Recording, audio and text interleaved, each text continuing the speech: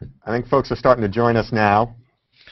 I'm Derek Slater, and this is the Google Take Action Hangout. I'll be your host today. We're going to wait about 2 minutes for folks to join, and then we'll start the conversation. I'm going to tweet it again, okay? Do it, Shay. I'm going to tweet it. Do it. You guys should put it on your... Just share it. I will sing the pre-conference call hold music now. And go. Do-do-do-do-do-do-do. People are streaming in the chat as we speak. I'm glad we can't see how many people are tuning in, because I think as soon as you started singing, it's like... Ratings. Come on, they came here to see Clay sing. And everybody who's joining now, it will not just be Clay singing for the full set of the program. We're just waiting for some more folks to join while Shay tweets and Clay hums. We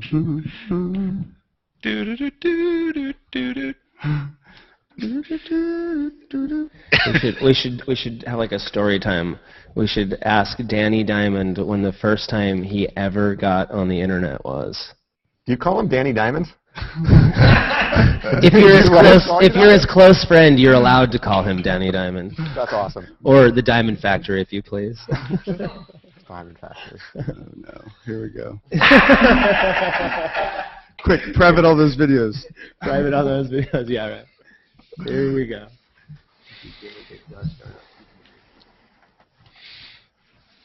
Okay.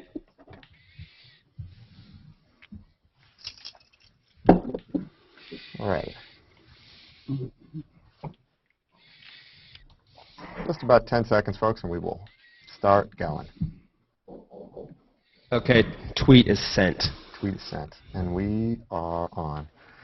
Okay, folks, my name's Derek Slater. I work for Google, and I'm your host today on Google's Take Action Hangout. One of our core values at Google is to focus on the user, and all else will follow, and that's really the purpose of Take Action 2. We want to start a conversation among all of us on the web about what we want the web to accomplish, and then we want to take some steps to accomplish it. And that's why last week we asked you to answer the prompt, the internet is the power to share your voice about what the power of the internet is. And many of your answers focused on creativity and culture and art, and we wanted to focus on that today, and that's why we brought together these 4 folks. Because of the internet, all of them have created content, created art, created information. And they haven't just created, they've created information and content, they've created communities. They've built communities online, and they connect with their fans. Their fans just don't watch content or read it, they connect with it, they participate, they give feedback, and they shape what comes next. And that's really the model we're looking for here on google.com/takeaction2. We have a lot to learn from these folks and how we help you participate and shape what we do next. And so let's start this conversation today. Why don't we go around and have everybody introduce themselves, who they are, why they're here, what they're doing, and fill in the prompt themselves. What is the power of the internet to you? Cheska, why don't we start with you? Hi, I'm Francesca. On YouTube, I go by Cheska Lee or Cheskalocks, which is my hair channel. And I make videos in my bedroom, and I talk about funny social commentary stuff. And had a viral video that got people upset, and it was great. And the internet for me has been a great place for me to make tons of friends, and it's been a really great thing for my career. I've gotten really great jobs, I've gotten to travel, I've just gotten to do so many amazing things because of YouTube and the network of people that have been supporting and watching my videos for 5 years now. So it's a really huge part of my life. Every night my fiance begs me to put down my phone because I tweet and Facebook all day long. So it's a really big part of who I am, and I think I would be a totally different person if YouTube wasn't part of my life right now. So let's pass it over to Shay and Danny and ask you guys, what does the internet mean for you guys? Go ahead, Dan. You want me to go first, Shay? Yeah. I think, well, my name's Danny. I'm the CEO and co-founder of Maker Studios, and we're a company that works with lots of content creators to help produce content and drive audience and help monetize on YouTube and to build audience and all these things. So it's been quite an experience and very, very exciting having YouTube give us the ability to reach a worldwide audience. I think that's something that's why the internet is so powerful, is that you don't have the distribution problems you used to have. You can find people wherever in the world, and you can connect with an audience, and there's a certain freedom there that's really empowering for the individual. And I think that's what's really exciting to me. Yeah. My name's Shay. I'm known as Shay Carl on the internet, on YouTube. I've been making videos on YouTube for about 4 years now. I am probably most known because I have cute kids and a hot wife.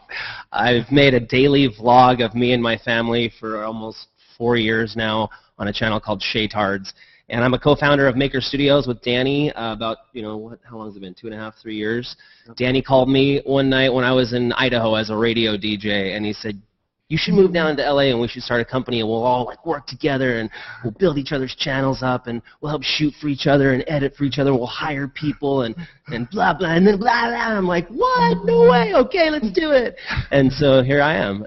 So the internet has literally taken my life and switched it 180 degrees. I mean, I was a manual labor, granite cutting, granite polishing, silica dust breathing, 60 hours a week, manual laborer to, moving out to LA and be able to, entertain people on YouTube. And it's literally changed me and my family's life, and it's the best. I love it.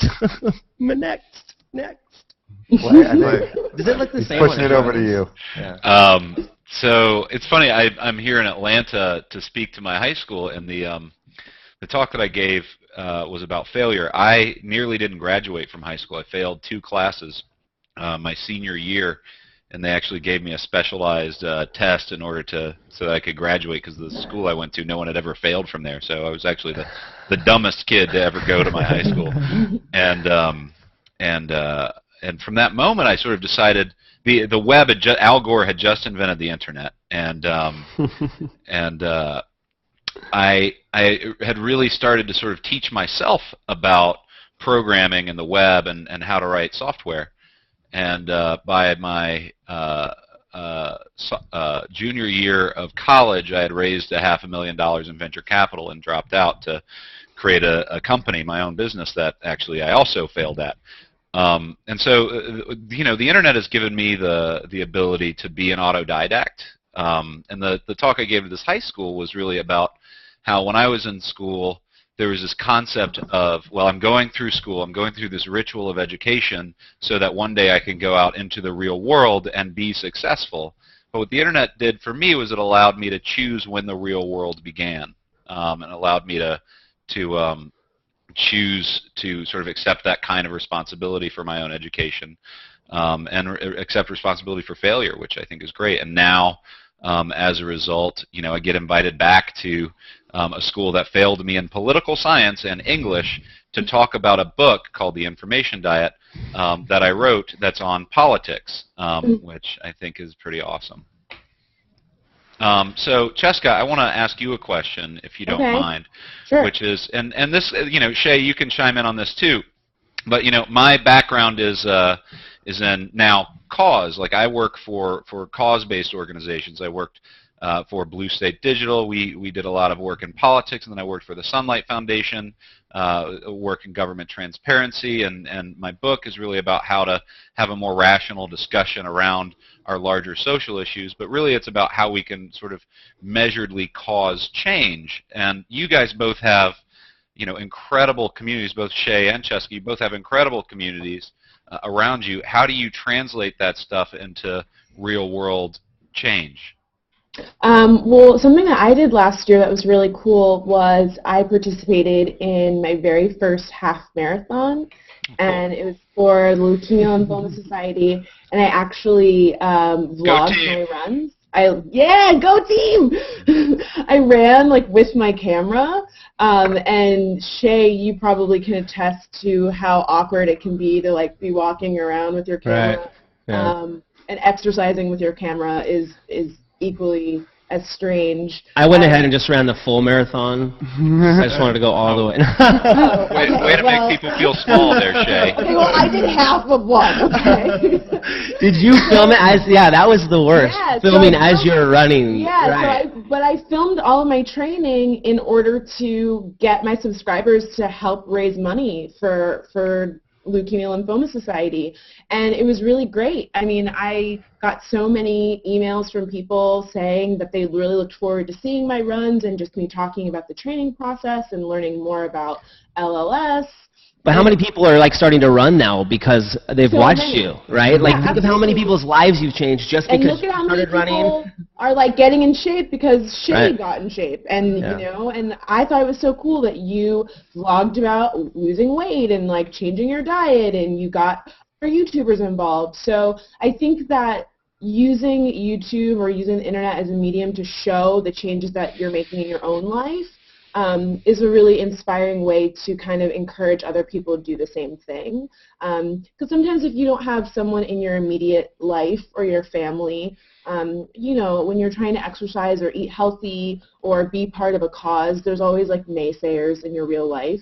So sometimes being able to go online and get that encouragement from someone else can be really helpful and can motivate people to get involved regardless of what the cause is. Totally. And we've just seen, you know, with causes like, you know, Coney, for instance, just how that video blew up. My Twitter feed was incredible. Like I was getting probably 100 tweets an hour, people asking me to tweet this. Like, Shay, help get this out there. And I'm like, what do you mean? It's already out there. You know, 100 of you an hour are tweeting this to me. Like, what am I? I mean, it was like wildfire. So it, you know, depending on the cause and, you know, what's trying to be pushed out there, it's insane the information that can, you know, just like that. Something could happen here in Los Angeles and people can know about it across the world within seconds. I remember going to bed when the tsunami happened in Japan. I was, you know how you go to bed and you're checking your few last tweets, like just a few more. Maybe somebody said one more thing to me, then I'll just check it one more time before I go to sleep. And I remember seeing like that Japan earthquake happen, and I was like, whoa, crap, that's a huge earthquake. So then I turned on CNN, and I remember watching that tsunami wave come in. And that would you could have never done that before, like that information that travels so quick. And then just, you know, as you were talking about people, you know, changing because they see you change, and it's a two-way street because people start running because they see, oh, he's losing weight and getting in shape, but then all the positive feedback that they give back to you, it's like, well, I don't want to let them down, so I have to keep doing it, and Absolutely. it's like this, you know, this really great positive like flow, and just like, yeah, man, I feel great, you feel great, we're all making a change for the better. Twitter is really good for that because I use it to hold myself accountable, because the last thing you want to do is say you're going to do something to, you know, thousands of people, and then they are going to ask you every single day, like, well, are you doing it? What are you doing right now? How do you run? You're a liar, Shay. Yeah, I I remember when I was like trying to lose weight, I would purposely not vlog myself eating ever. Like if there was ever food, I'd be like, don't turn the cameras on, because it doesn't matter what I was eating. I could be eating watermelon, and people would be like, there's a lot of sugars in watermelon, Shay. It's like, so there's the, you know, the downsides of it too. But yeah, you know, the running, that's great that you did a charity. That's one thing I didn't do. I didn't attach a charity to my marathon, but I want to do that. We've talked about, you know, starting a Shaytards marathon where we raise money for a foundation, and there is really cool opportunities, and I've been shocked at how much people are willing to donate when it comes to the internet. Like people, Kina Granis did this fun run the other day. If you know her, she's a YouTuber. She just did this video that we helped produce on Maker Music about raising money. She raised like $15,000 in like an hour, a couple hours, I don't know, like the Canes Arcade kid got himself like a $150,000 scholarship in the course I saw that. course of a day. It's insane, yeah, and just with a Kickstarter and like all those, like people are being able to do cool projects. What did Freddie Wong raise, like, you know, $250,000 to make a movie? Like, look at all the TV and movie executives being like, how you know, like, well, I think audience and fan base behind a project absolutely. that's like amazing, and they're gonna love it because they trust him to make something that they're gonna like to watch. Where do you guys think that audience came from? I mean, why do you think that you guys have all had that success building a community online? What is it that made people feel invested in you, that brought them in so that there was that accountability on both sides and sort of both people working together, both sides of it working together. I think it's just a matter of people getting to really know you. And I think that because we're so accessible, because you can tweet us and you can email us and you can Facebook and you can leave comments and we will answer them. You know, people love celebrities, but now you're seeing a lot of celebrities really getting invested in Twitter and trying to do stuff on YouTube because that engagement is so amazing. Yeah, you can't do that with other people. With the information diet, the book, I've tried to sort of say, look, I'm going to make myself the most accessible author that's ever been, right? So I do Google plus Hangouts. I do, every email that comes in via my website goes to me, and I reply to it. It allows me to have an unfiltered connection with everybody that reads my book, and that kind of accessibility helps me. My book, what I'm trying to do with the information diet is make it more of, my goal is to create a sustainable news movement or a whole news movement, because I think it's necessary for a variety of reasons. And the way that I found that I've been able to do that is through creating direct connections with people. And it's the same thing I learned in politics, the same thing. I was Howard Dean's lead programmer in 2004, and the thing that made his web campaign successful was the idea that he could interact with people over the internet. Now, YouTube hadn't been invented then, but I mean, it was the same thing that happens now with every presidential candidate that you see, whether it be Mitt Romney or Barack Obama. Here's a way for you to connect with the President of the United States of America. And that connectivity, I think, is the thing that really creates communities. Totally. Shay, actually, there was a question here that came in. We got a bunch of questions in when people RSVP'd for the Hangout, and I wanted to let them chime in here. Rachel Q from New Jersey wants to know, the internet clearly is changing lives and connecting all sorts of people, which is what we've been talking about. Are there any particular people you have met through the internet that changed your lives, and how did you meet them?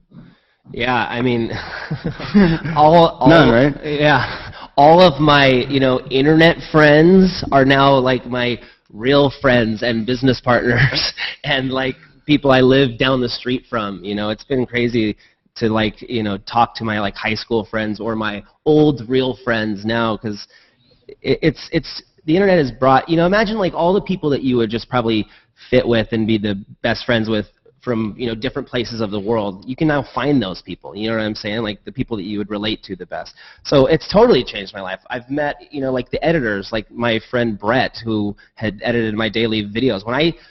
When I handed over the responsibility of editing my daily vlogs to Brett, I remember almost feeling like I was crying when I was going to hand him the camera, here's the footage, just do a good job. And it was so hard to give that responsibility to somebody, but because I had known him for 3 or 4 years and had met him and hung out with him, and it was okay, I could do that. So it's it's totally changed.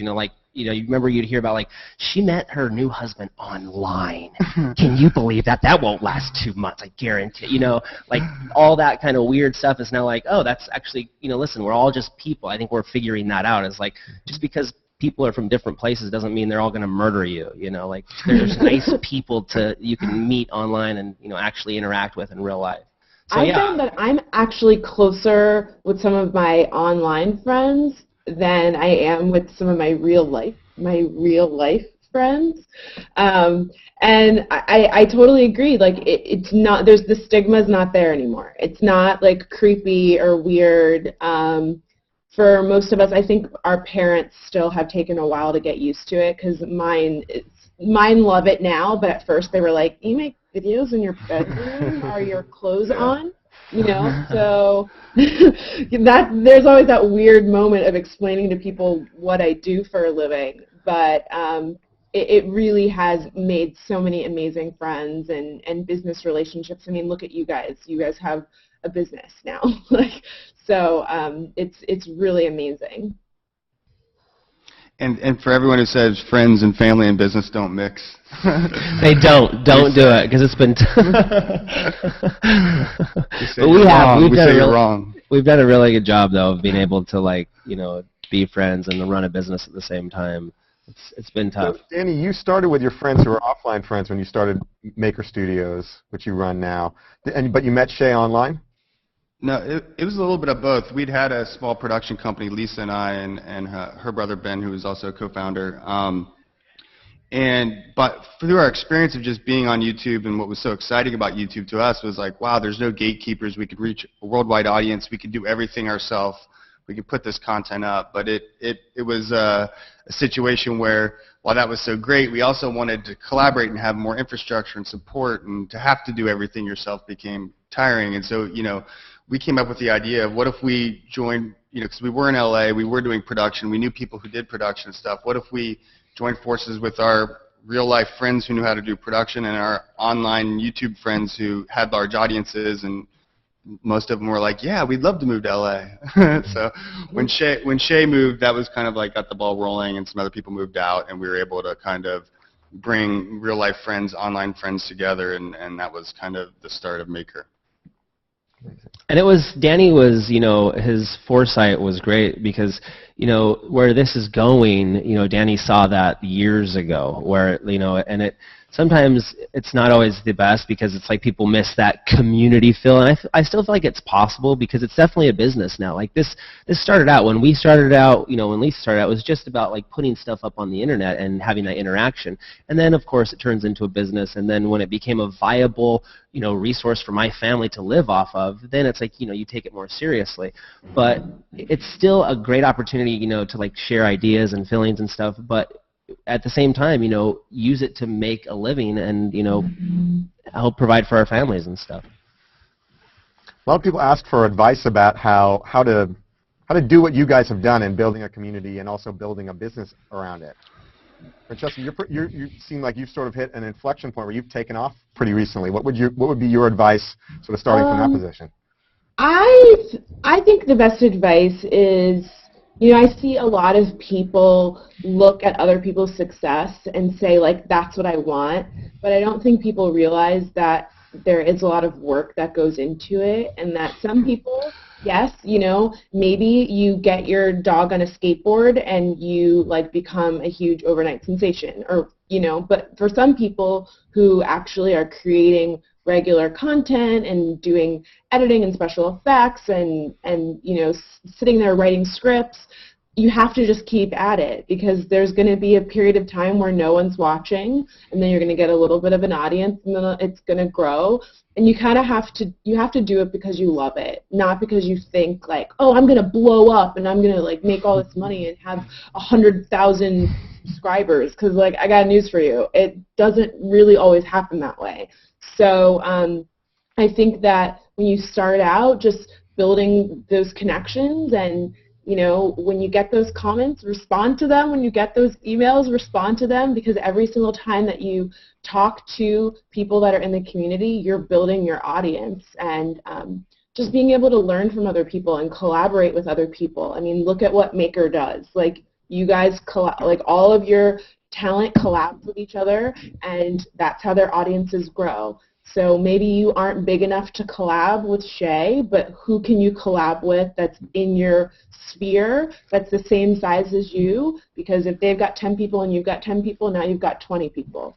That's good advice. That's really good advice. That's actually some of the advice that I took when I first started. There was a YouTuber by the name of Naltz, Kevin Naltz, if you guys know Naltz. Yeah. He wrote this like 50, 60 page book. This is like 2.5, 3 years ago. It was like an e-book that he just uploaded, and that was one of the things. He's like, collaborate with people who have the same size audience. I remember a YouTuber named It's Brent who had 800 subscribers. Brent. You know Brent? He I had was mixed up with Brent. Oh, cool. He had Yeah. 800 subscribers. I had like 250 subscribers, and I remember thinking like, man, he has 800 subscribers. I wonder if he'll collab with me. And so I'm like, I only have 250 subscribers. So I remember emailing him, and I was like, hey, we should make a video. And he was like, yeah, totally. I was like, no way. He has 600 more subscribers than I do, and he's going to make a video with me. So that was, for me, I was like, that's 800 people that probably don't know about me that we can, if I can make a video with him. And the early days going to like the gatherings and making those, that was a huge thing. It's hard. I mean, when you ask like, how do you get this audience, there's a lot of stuff that's gone into it. Like, It's been 4 years of my life, like every single day. Like, constantly, like you said, you're on Twitter, you're on Facebook. But you treated it like it was, even though it's a hobby and it's fun, you still do have to treat it like a job in some ways because you have absolutely. That's what we tell. I mean, any talent that we want to work with who maybe they're not on YouTube yet or they're just starting or whatever. This has to be a full-time commitment, and it's far more than just making videos. You have to engage with your audience. You need to reply to comments. You need to do Google Plus and Facebook and Twitter and other social media. Everybody here is if you live your life at the nexus of what it is that you're good at and what it is that you're passionate about, then you're pretty much unstoppable. Yeah, and like people who don't do that are more stoppable than people who do that. Right. But then you look like you're in a gang or something. yeah, join this game. But like some real practical tips I have. And a lot of this stuff is in the book, but social media and that. Wait. Do you have a book? Yeah. What's it called? What's it called? It's called Shay's Guide to the Information Diet. But the idea here is that social media can get a little tricky and get a little distracting. So don't get too much into, like, you can start promoting yourself and then be like, I'm going to be on Twitter for the rest of the day. Oh, look, words with friends. And one thing that I found for me that's been super successful, 2 tips is, one, to sort of schedule my social media. So, like, I'll promote myself, but, like, there's a time for me to be on Facebook, right? And I'm on Facebook. It's on my calendar, right? And, like, there's my slot, and that's when I go on Facebook. And the other thing is, and this is really, I mean, if there's one piece of advice I could give anybody, I say this over and over and over again, is wake up every morning like a producer, not like a consumer.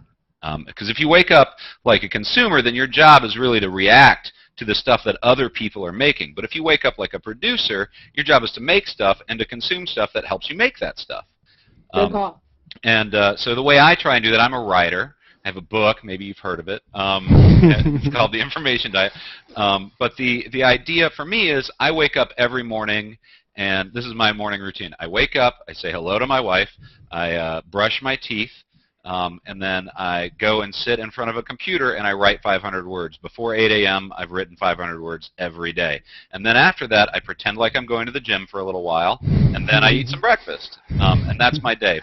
But you know, if you wanted to, like, really change your life, I think the challenge I put forth to anybody is write 500 words before 8 o'clock in the morning. And if you do that, it'll make a huge difference in what it is that you're doing, because you're waking up as a producer rather than a consumer.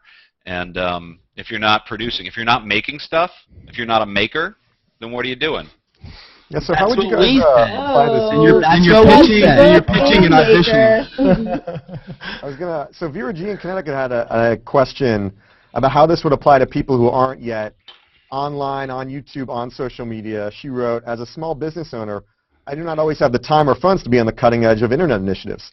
I do not want to see everyone sitting at their computers buying only online because their schedule doesn't allow them to explore and shop their downtowns. It is these downtowns which keep our country economically viable. How can small businesses like hers benefit from the internet? What can somebody like that, Well, what would you say to somebody like her? I totally hear you when it comes to how much time and how much money, but to go back to, you know, what Clay was saying, it's like this is a source, could potentially be a source of income. So you kind of have to put in the work to get the results. So maybe not necessarily a YouTube channel is the best thing for her, but you can use the internet to kind of find out what your customers want. Like, what are your customers talking about? Like, what's trending on Twitter that you can possibly utilize to come up with, like, a really funny slogan, or, you know, kind of using the internet's a great way to, like, survey what people are interested in. So maybe you don't have a Facebook or, you know, a YouTube channel, but you can keep your eye on what everybody's talking about and what everyone's interested in, depending on what your brand is or what your service is. Maybe your audience is saying, man, we really wish there was X, Y, and Z. And because you can hear them talking about it, then you can say, like, okay, well, now my business needs to stock these products because this is what everyone's talking about on Twitter. You know, there's so many great services you can use to kind of do searches for keywords on Twitter, and on Facebook you can, like, read what people are updating in their status message. You can look like all through Facebook. And so kind of doing your research is a great way to kind of inform your product and inform your brand. I also think that that technology enables offline action. Like, we always talk so much about how, like, the internet, like the SOPA stuff, right? When we talk about SOPA, and it's like it's enabling all this stuff, and the internet stopped SOPA, hooray! But like, there's more to politics than that. There's more to change than that, and like, the internet drives people out of their homes. There's this sort of idea that somehow the internet keeps people in their house, in their basement, in their pajamas, but really, I think it can cause a lot of people to get outside. It can cause people to shop at local stores, and it can cause people to make some like really interesting and fun changes in their lives and to do things that they wouldn't ordinarily do, to step outside of their comfort zones. And yes, does it mean that we need to be a little bit more proactive about that sometimes? For sure. But like, the amount of art that gets created and the amount of offline social interactions that get created because of the internet, it's unfathomable. As a business owner, I would say that you should have at least a Google Plus, Facebook, Twitter. You should have those social streams that people are on. You got to take note of that, where people are at. What is the best. You want to, as a business, you want to be in front of the most eyeballs, and the most eyeballs are on the internet. So you should have, if you don't have a YouTube channel, I can understand that, but you should try to implement as many of those things as possible. One thing I love that you said earlier, Clay, about what the internet's done for you is that it's allowed you to decide when life began, and I love that because I remember feeling that way when I was in college, and I was sitting there listening to this professor, and I just paid $75 for this freaking book that he wrote, and then there's probably going to be a second edition out next year that'll be $80. And I'll be able to sell this one back for $15. And I'm like, what kind of stupid system am I locked in here where they're in charge of what I do? And like, I'm like going off on a rant here because, it's like they're going to make me sit at this place for 4 years to get this piece of paper that piece of paper says, hey, look at me, I can have a job now. I'm ready to work because I have this piece of paper. It's like, no. And when I was sitting in those classes, I was like, I'm ready to start making money and living life right now. And you're totally right about what the internet has done is it's enabled you to just do that. Like, you don't have to ask for that permission anymore. You used to have to. You used to have to wait. That back when you had to like mail your resume to somebody, right? And that kind of thing. But now you don't, and you don't have to. The talk I gave this morning was really about like, look, if you're in your social studies class and you hate social studies and you want to learn PHP or Ruby or Python, then like you can just go and learn a programming language now. You don't have to wait for access to a teacher to do that. And that is, I think, the fundamental difference between kids these days and us. Is you can start creating, and as far as like businesses, you can start a business online, or whatever your business is. If you're a musician, just anything. Create stuff, make stuff you like, and I love your Access. Do you have a book? I'm gonna read that book. The Access thing. Called the Information Diet. Is that in the book? Do you have a diagram of that Access thing? That's a great example. I love that. All right. Well, I love you. So with that, I guess one other question that came up a lot was about the future of the internet and the future of creativity. Hey, Derek, we have to let Shay go. Gotta let him run. He's a busy man. I have to go do a podcast with Nice Peter right now. Do it. Take off, Shay. All right, Thanks for your time, guys Shay. so much. Thanks, Clay. Thank you, guys. Now, how are we doing on time? You got Danny for about 5 more minutes, 10 more minutes. All right. Good. Thanks, guys. So then we'll start to wrap it up then. So there are a couple questions that came in about the future of the internet. What you guys have really thrived and succeeded. The internet has empowered you. What do you want to see come next, and what do you hope the web community can do together? That was one thing that came up again and again. What do you sort of hope to see out of creativity online going forward, or the sort of communities you're building? They've done so much already, but what's your hope or your dream about what's next? I mean, from my perspective, I feel like we're in a really, really exciting time for creativity because, technology has enabled people to, create things that weren't possible to create on a cost that, was never possible to the masses before. Like the quality of cameras and the ability to create stuff with editing software and graphic software and all these things is really it's amazing. So I think, that combined with, platforms like YouTube and the ability to reach a worldwide audience, we're seeing what I believe will be a creative renaissance in a sense of like the next great artists rising up from the internet and through these new tools, and the kind of the intersection of technology and creativity is a very exciting thing that you see bubbling up, and it's I think entertainment's going to change drastically and already has been changing, but it's going to change even more in the coming years, and the internet is a big part of enabling that, especially from from an audience and distribution standpoint. And Danny, how many people do you employ there at Maker these days? There's around 250 employees, full-time employees and now. then talent. And then talent, probably over 300. Do you expect that to grow, or do you expect this sort of ecosystem around you to grow even bigger? It'll definitely grow. I think, yeah, it's consistently growing. I think we're excited to even potentially expand beyond LA and to kind of create infrastructure in places that we can help support artists around the world.